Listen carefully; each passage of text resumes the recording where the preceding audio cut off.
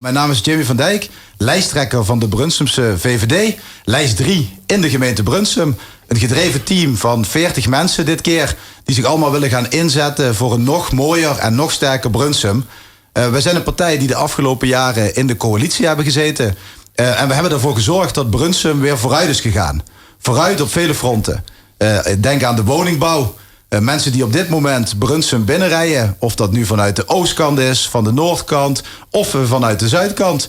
Overal wordt op dit moment in Brunsum gebouwd. De bouwkranen waar we zo hard naar snakken, die zijn er daadwerkelijk in Brunsum. En wij bouwen voor iedereen. Voor mensen die willen doorgaan op een wat oudere leeftijd naar een nul-trede woning. Maar ook voor starters of juist voor mensen, jongere leeftijd met een gezin, die in Brunsum willen blijven wonen. En daar zetten we ons ontzettend hard voor in.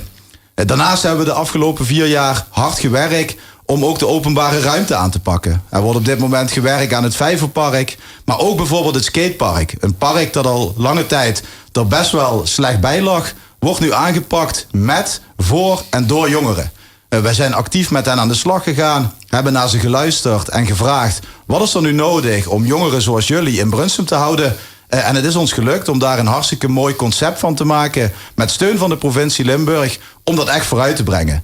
Daarnaast zijn wij de afgelopen 4 jaar heel veel bezig geweest met luisteren naar inwoners, om ook het sociaal domein op een andere manier vorm te geven. Dichterbij, minder regels en er ook voor zorgen dat we dat doen op een manier die past bij hun leefomgeving, in plaats van dat wij als overheid gingen bepalen hoe zij uiteindelijk hun leven moeten inrichten. Dus echt ervoor zorgen dat zij centraal staan, in plaats van dat de overheid daarin centraal staat.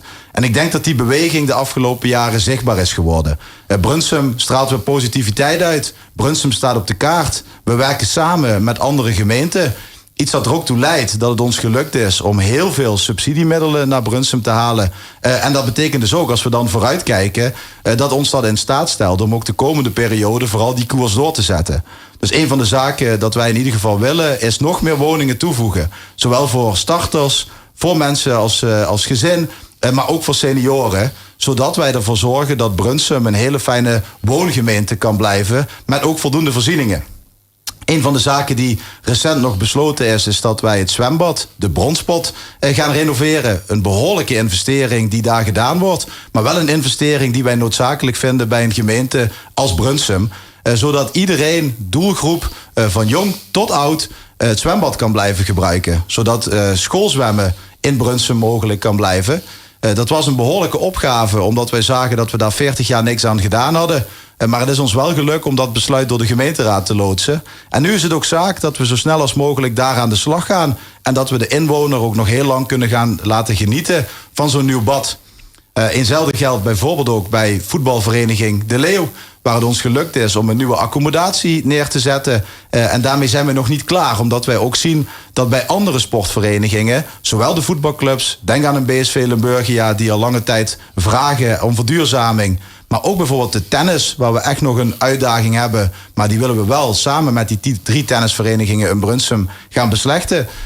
Daar zien wij gewoon dat het ontzettend hard nodig is dat een partij als de Brunsumse VVD, die geworteld is in die samenleving, samen met de sterke coalitie die we deze periode hebben opgebouwd, daar de schouders onder kunnen blijven zetten.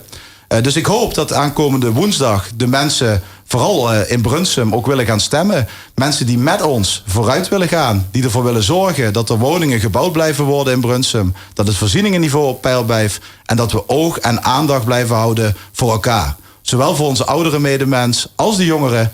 En als mensen dat willen, zou ik ze vooral oproepen: stem dan aankomende woensdag 18 maart, lijst 3, VVD Brunsum.